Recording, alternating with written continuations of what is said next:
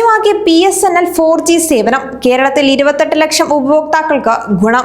രാജ്യമാകെ BSNL 4G ഇന്ന് ഔദ്യോഗികമായി ആരംഭിക്കുമ്പോൾ കേരളത്തിൽ മാത്രം 28.1 ലക്ഷം ഉപഭോക്താക്കൾക്ക് ഉടൻ ഗുണം ലഭിക്കും. നിലവിൽ സംസ്ഥാനത്ത് 6880 4G ടവറുകൾ പ്രവർത്തിക്കുന്നതിനാൽ പഴയ മോഡൽ സിം ഉപയോഗിക്കുന്നവർ ഒഴികെയുള്ളവർ പുതിയ സിം എടുക്കേണ്ടതില്ല.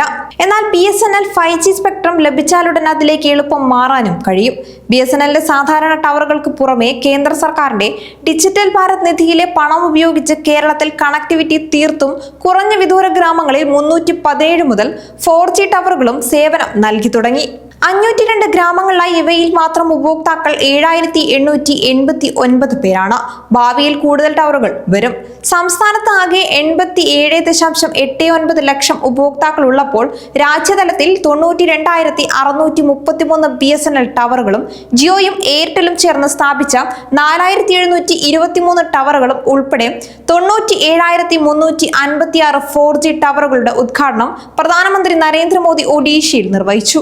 ഏറ്റവും വലിയ നേട്ടം മുഴുവൻ ഉപകരണങ്ങളും തദ്ദേശീയമായി വികസിപ്പിച്ചതിനാൽ ഇന്ത്യയിലെ ആദ്യ സ്വദേശി 4G ശൃംഖലയാണിത്.